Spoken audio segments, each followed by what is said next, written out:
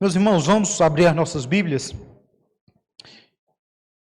no livro de Gênesis, capítulo 12. Gênesis, capítulo 12. Iremos ler somente os 3 primeiros versículos desse livro.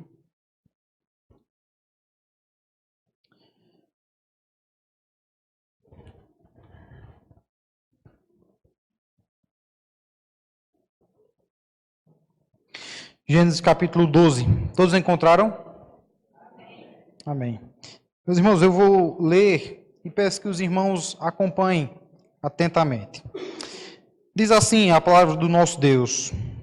Ora, disse o Senhor a Abrão: sai da tua terra, da tua parentela e da casa de teu pai, e vai para a terra que eu te mostrarei.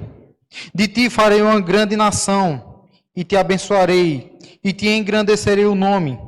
Sê tu uma bênção. Abençoarei os que te abençoarem, e amaldiçoarei os que te amaldiçoarem. Em ti serão benditas todas as famílias da terra. Amém. Vamos orar mais uma vez, meus irmãos. Pai bendito, eis aqui, Senhor Deus, diante de ti, parte do teu povo. Diante também, Senhor Deus, das Sagradas Escrituras, a tua preciosa palavra, Senhor Deus. Mais uma vez, Senhor Deus, te pedimos, fala conosco neste momento. Nos confronta, Senhor Deus, nos corrige, nos exorta, Senhor Deus. Nos guia conforme a tua vontade, Pai, para que a gente possa fazer a tua obra, Senhor Deus. Não conforme, Senhor Deus, a nossa própria vontade, mas a sua soberana vontade, Senhor Deus. Assim te pedimos, em nome de Cristo Jesus. Amém. Amém. Meus irmãos, alguns dias atrás, a Igreja Presbiteriana do Brasil completou 166 anos de existência aqui no Brasil. Quando um homem, um jovem, pioneiro, um desbravador, veio para o Brasil, saiu da sua terra para pregar o Evangelho nesta terra, neste país. Com apenas 26 anos, ele deixou absolutamente tudo para trás. Sua família, seu conforto, sua terra natal, para enfrentar muitas incertezas nesta vida. Seu nome? Ashbel Green Simonton, o plantador da igreja. Quando ele toma a sua decisão de vir para o Brasil, ele é confrontado pelos seus colegas de ministério. Você está louco? Aquele país é pouco desenvolvido. A saúde é muito escassa. A pregação reformada não é muito aceitável naquele país. Ele, convicto do seu chamado, ele diz: eu vou. Porque o lugar mais seguro onde um homem pode estar é no centro da vontade de Deus. E ele vem, meus queridos. Ele prega o Evangelho. Ele enfrenta vários desafios para pregar o Evangelho.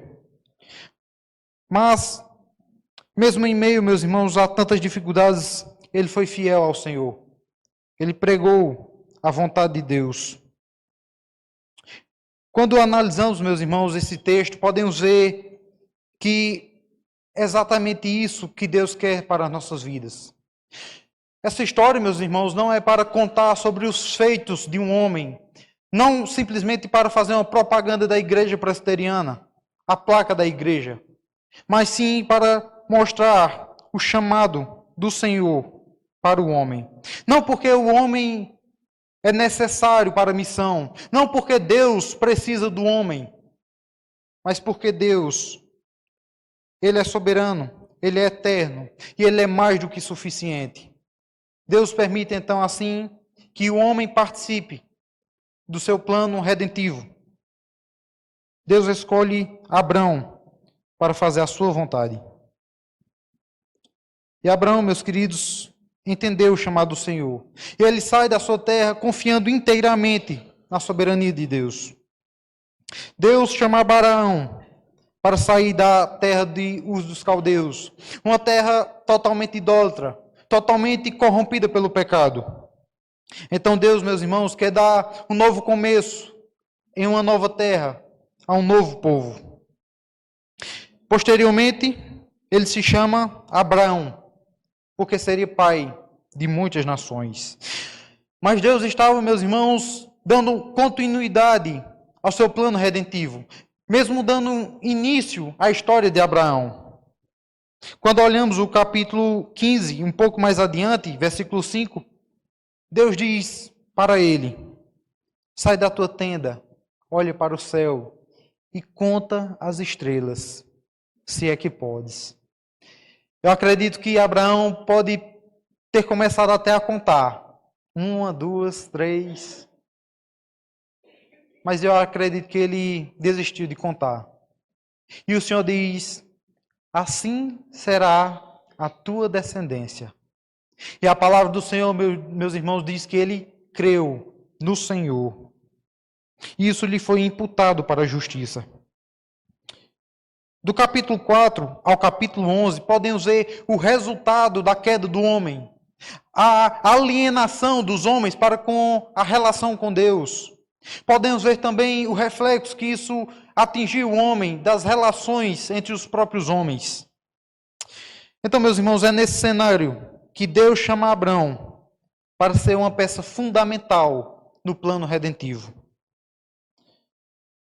De Abraão iria vir o prometido do Senhor, o segundo Adão, o Adão perfeito, que viria para esmagar a cabeça da serpente, trazendo então assim paz entre Deus e os homens novamente.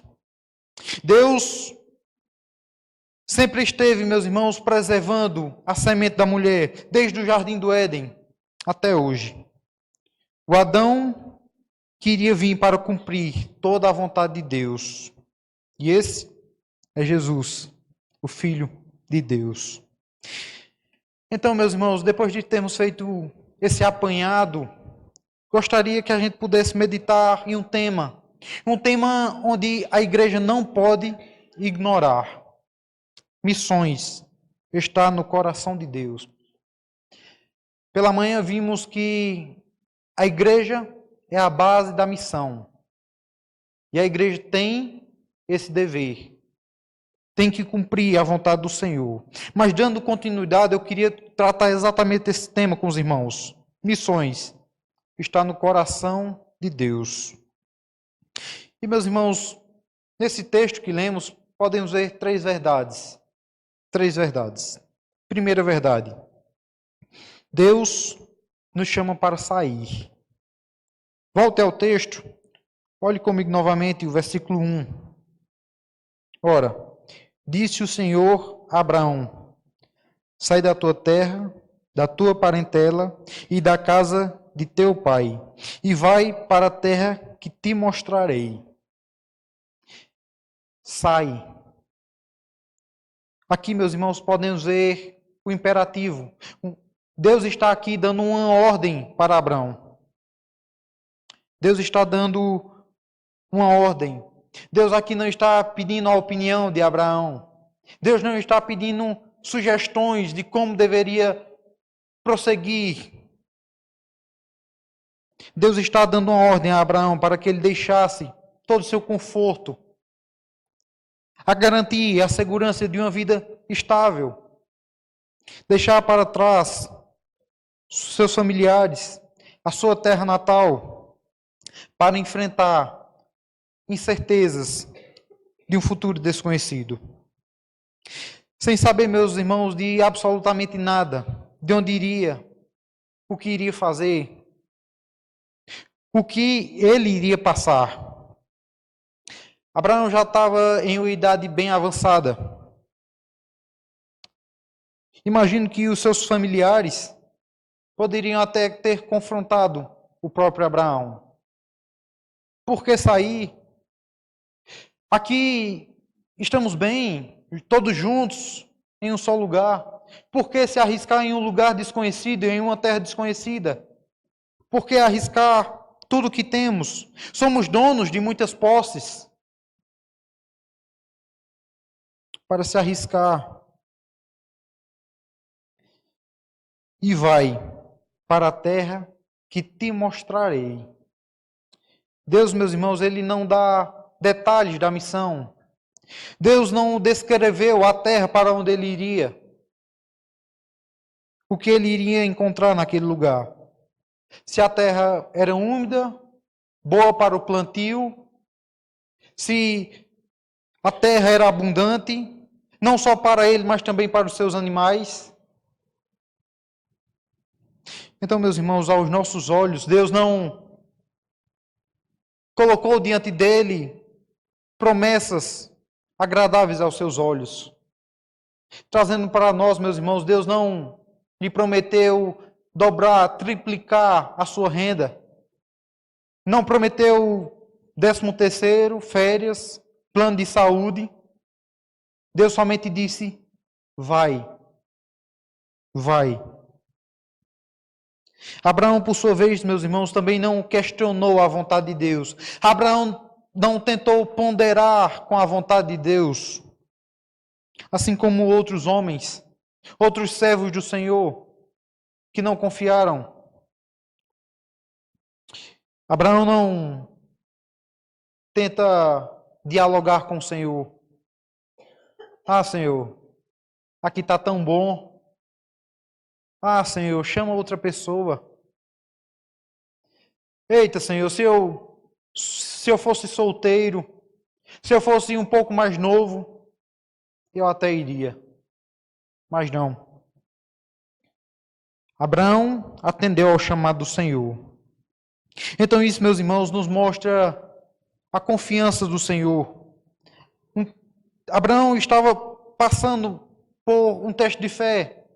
Ele estava enfrentando um teste de fé. Nos mostra, meus queridos, uma total dependência do Senhor. Então aqui, meus queridos, podemos ver uma ida voluntária. O que é uma ida voluntária? É para quem entendeu o chamado do Senhor e que faz a vontade do Senhor de bom grado. Ida voluntária, meus irmãos, mostra uma disposição. É uma obediência ao chamado do Senhor.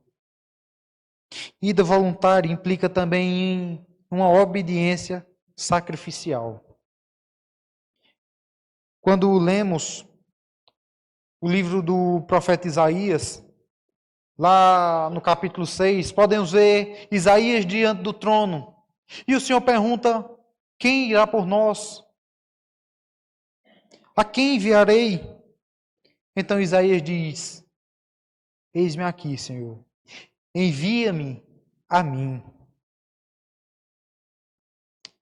Ele se oferece agora para servir ao Senhor de forma voluntária, transformando-se agora em um profeta do Senhor. Isso, meus irmãos, nos mostra um coração disposto, pronto a obedecer, mesmo sem saber a missão. Ida voluntária, meus irmãos, é fazer exatamente como Cristo Jesus, que foi para a cruz do Calvário de forma voluntária.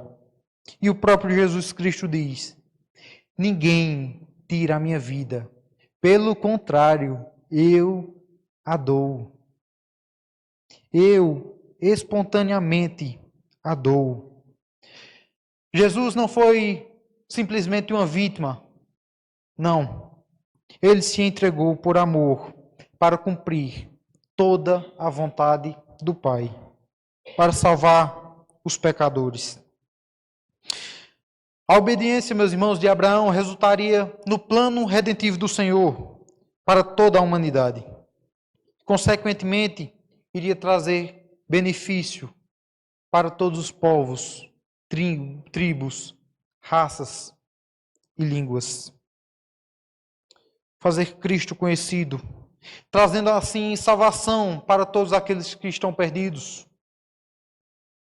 Não podemos, meus irmãos, nos enganar de achar que o chamado de Abraão se limita somente a ele, mas ecoa para nós até hoje, para os nossos corações até os dias de hoje. Não necessariamente para você deixar a sua família, o seu trabalho, a sua terra, mas atender ao chamado do Senhor para pregar o Evangelho, deixar o seu conforto para pregar o Evangelho.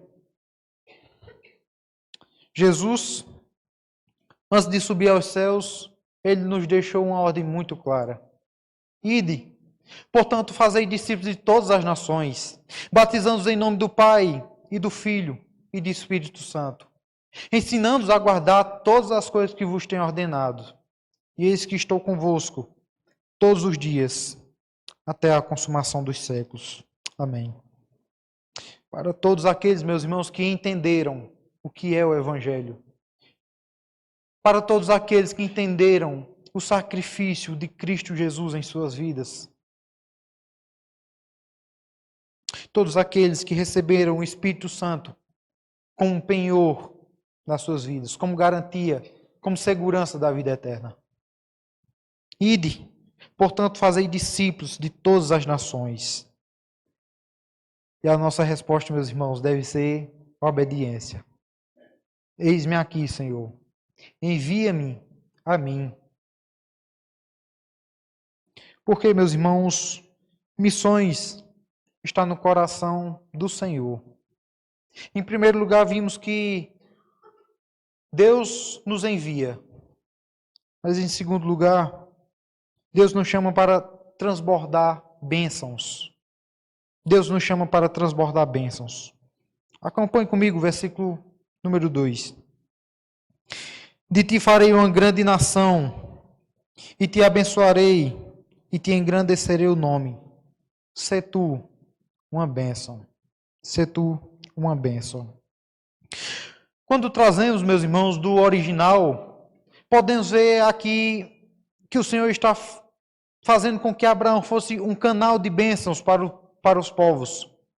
Isso, meus irmãos, consequentemente, faria com que a bênção de Abraão fosse transbordada para os outros povos. Deus abençoou Abraão para que Abraão pudesse abençoar outros povos. Ou seja, Abraão iria ser um instrumento fundamental do Senhor. Eu gostaria que os irmãos imaginassem, conjecturassem em suas mentes um copo com água, e esse copo quase cheio. Mas se eu começo a derramar água aqui, certamente o copo iria transbordar. A água iria cair e acabar escorrendo por todo esse lugar. É exatamente assim, meus irmãos, que Deus deseja abençoar Abraão. Deus faz uma promessa para que, consequentemente, iria abençoar a outros. Então, meus irmãos, eu gostaria aqui de dividir em duas pequenas lições. Primeiro, Deus quer abençoar ele a tal ponto de fazer o seu nome grande, fazer o seu nome conhecido entre as nações. Quando olhamos no capítulo anterior, na Torre de Babel, os homens negligenciam a vontade de Deus e ignoram os mandamentos do Senhor. A partir daí, os homens constroem uma torre, posteriormente chamada Babel, para que através dessa torre o nome dos homens fosse engrandecido. Mas, por outro lado, meus irmãos, nessa cena, nesse cenário, podemos ver que o próprio Deus quer abençoar Abraão. Não parte da vontade de Abraão, mas parte da vontade de Deus, engrandecê-lo, fazer o seu nome conhecido entre os povos. Mas, consequentemente, através de Abraão, Deus também seria glorificado. E a segunda lição, meus irmãos, Deus dá uma ordem a Abraão para que ele fosse uma bênção. Olhe comigo, a parte B do versículo. Sê tu uma bênção. Deus está dando uma ordem para Abraão. Então, meus irmãos, quando Deus resolve abençoar os líderes da igreja, não é para que os líderes retenham esse conhecimento, essas bênçãos, mas para que esse benefício seja em prol de outros irmãos. Mas para que essas pessoas possam ser abençoadas. Existem, meus irmãos, pessoas que querem todas as bênçãos. A bênção financeira, a bênção da prosperidade, a bênção da saúde, as bênçãos da igreja, as bênçãos do corpo de Cristo que oferece para nós a pregação, a Santa Ceia, os sacramentos, batismo, profissão de fé. Mas as pessoas não querem ser uma bênção. As pessoas querem todas as bênçãos, mas não querem ser uma bênção. Ser uma bênção, meus queridos, é uma consequência de ser um seguidor de Jesus Cristo. Então, se você, meus irmãos, se você já recebeu a maior bênção de todas elas, a salvação em Cristo Jesus, você precisa ser uma bênção. Precisamos ser uma bênção. Ser uma bênção, meus queridos, implica, consequentemente, no bom testemunho, em uma vida piedosa, no bom proceder, em uma vida generosa, ter uma vida íntegra diante do Senhor. Deus levantou Israel para que todas as nações vizinhas pudessem ver a glória de Deus naquele povo.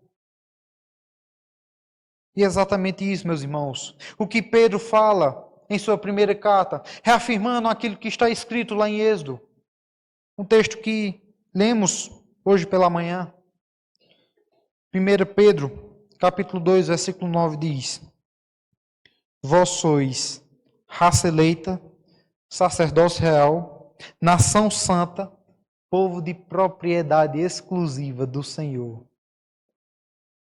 para que proclamemos as virtudes daquele que nos salvou e nos chamou das trevas para a sua maravilhosa luz. Então, meus irmãos, Deus nos chamou para que as pessoas ao nosso redor possam ver a luz de Cristo Jesus em nossas vidas, consequentemente glorificando a Deus. Glorificando a Deus. Porque a maior bênção de todas elas nós já recebemos. A salvação em Cristo Jesus. Então, meus irmãos, devemos proclamar, pregar o Evangelho, abençoando outras pessoas. Sê tu uma bênção. Deus nos chamou, meus irmãos, para que o mundo possa ver a glória do Senhor. Então eu lhe pergunto, o que os homens, o que o mundo tem visto em sua vida? Como podemos refletir a imagem de Cristo Jesus? Olhando para Cristo. Sendo um seguidor de Cristo Jesus. Sendo um imitador de Cristo Jesus. Discipulando. Pregando o Evangelho. Pregando o Evangelho. Porque, meus irmãos, missões está no coração do Senhor. Em primeiro lugar, vimos que o Senhor nos chama para sair. Em segundo lugar, vimos que o Senhor nos chama para transbordar bênçãos. Mas em terceiro lugar, terceira verdade, Deus tem um propósito global. Acompanhe comigo, versículo 3.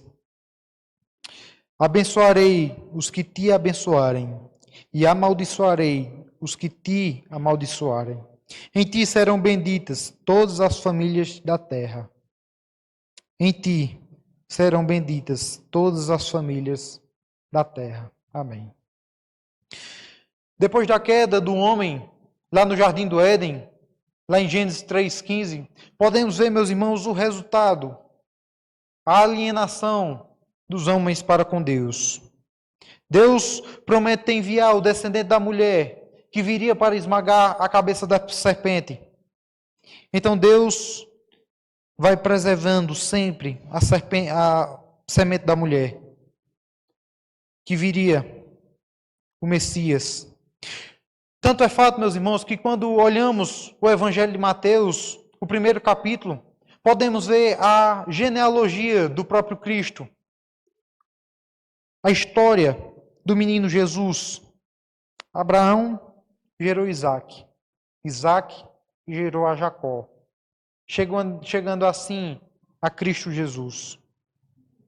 Através da semente da mulher, viria o Messias, o Cristo, o Filho de Deus, que todos os povos, raças, línguas e nações seriam abençoadas. É exatamente através de Cristo Jesus que Deus dá a chance e a oportunidade dos homens terem a salvação. Através dessa salvação, iria vir de novo a ligação entre Deus e os homens. O homem iria ter novamente comunhão com o próprio Deus. Não iria entrar em juízo, mas passaria da morte para a vida. Podemos ver e ter a certeza de que Deus, meus irmãos, é o dono da missão. Em ti serão benditas todas as famílias da terra. E já podemos ter essa certeza, meus irmãos. O próprio João já viu e já nos relatou.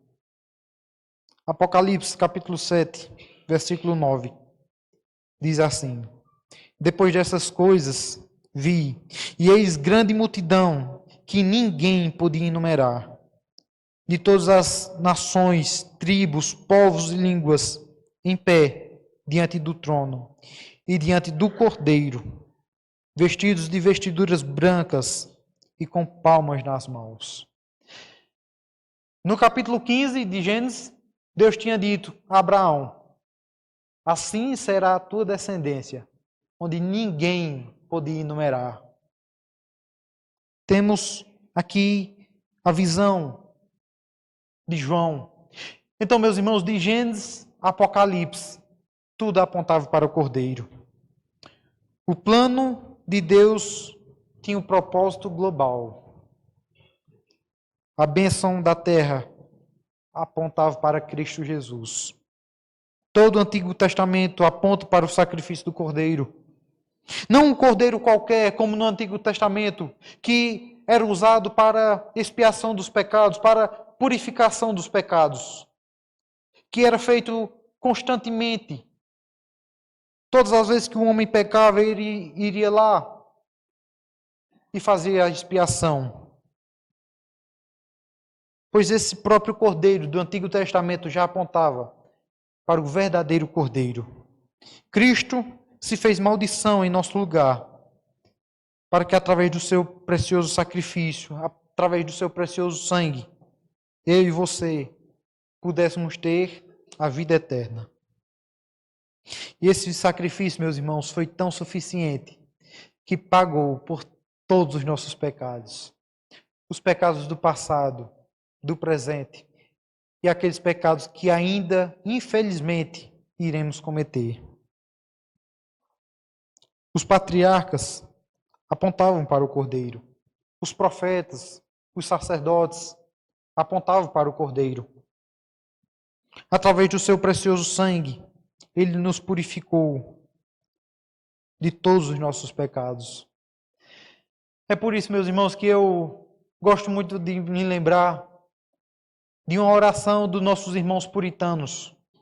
Em uma dessas orações, ele diz mais ou menos assim: nenhum homem é capaz de imaginar, de conjecturar o Evangelho.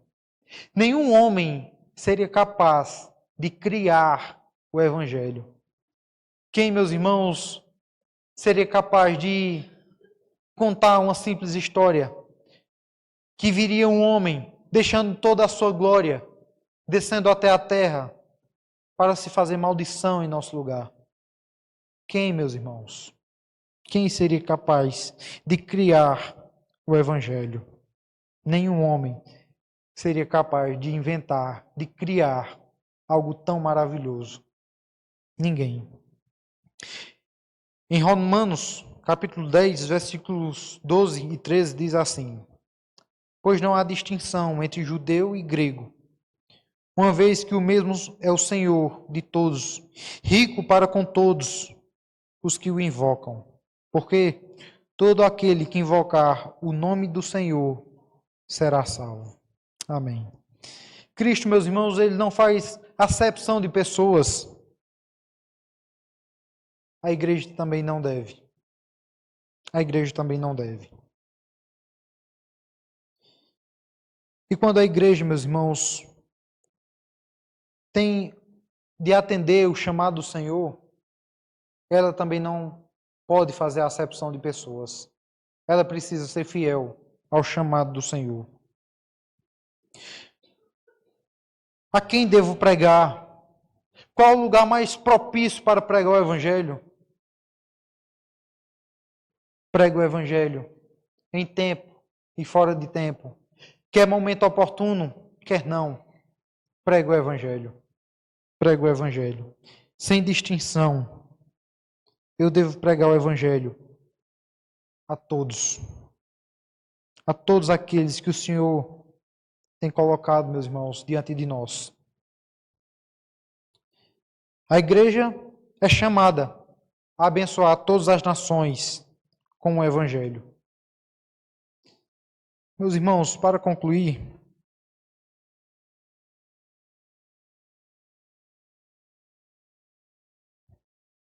eu gostaria de fazer uma pergunta. Você sente que está participando do plano redentivo do Senhor? Você sente que está no propósito global do Senhor? Você está cumprindo a vontade do Senhor? O chamado, meus irmãos, do Senhor não se limita somente a Abraão, mas ecoa para nós hoje, no seu plano redentivo. No propósito global do Senhor, meus irmãos, em algum momento da história, veio para cá, para essa cidade, para Bom Conselho, um pregador do Evangelho. Pregou o Evangelho, plantou a igreja, mesmo em meio às perseguições, mesmo em meio às dificuldades. E essa igreja está hoje de pé, pela graça do Senhor. Como vimos hoje pela manhã, uma frase muito conhecida de Charles Spurgeon: a igreja não é um clube, mas é uma agência missionária. E a igreja, meus irmãos, deve pregar o Evangelho. Sejamos fiéis em pregar o Evangelho. E a nossa resposta, meus irmãos, deve ser: eis-me aqui, Senhor. Envia-me a mim, Senhor. Vamos orar, meus irmãos, mais uma vez, encerrando esse momento.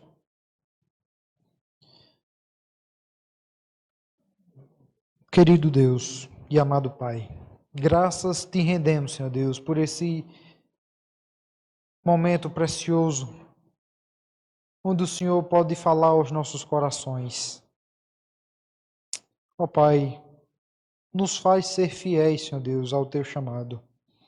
Não nos deixa, Senhor Deus, entregues às nossas próprias vontades. Porque se depender de nós, Senhor Deus, certamente não iremos a lugar nenhum. Nos enche, Senhor Deus, do teu Santo Espírito, para que o teu Espírito, Senhor Deus, possa nos dar coragem, intrepidez, força, Senhor Deus, para pregar o Evangelho. Para que a gente seja usado, Pai, no abrir da nossa boca, para pregar, para testemunhar o que Cristo fez em nossas vidas. Através de Cristo, Senhor, o Senhor nos dá a certeza, a garantia e a segurança da vida eterna. Ó Pai, quem poderia, Senhor Deus, fazer isso por nós? Quem, Senhor Deus, poderia nos salvar, se não somente Jesus Cristo? Ó Pai, nos capacita, Senhor Deus. Não nos deixa, Senhor Deus, entregues a nós mesmos. Te clamamos, Senhor Deus. Nos abençoa. Nos abençoa, Senhor Deus, para que a gente não possa simplesmente ouvir mas para que a gente possa colocar em prática, Senhor Deus, em nossas vidas. Faz com que o Teu Santo Espírito possa nos incomodar em pregar o Evangelho, em testemunhar a Tua salvação. Papai, atenda às nossas orações. Em nome de Cristo Jesus. Amém. Amém.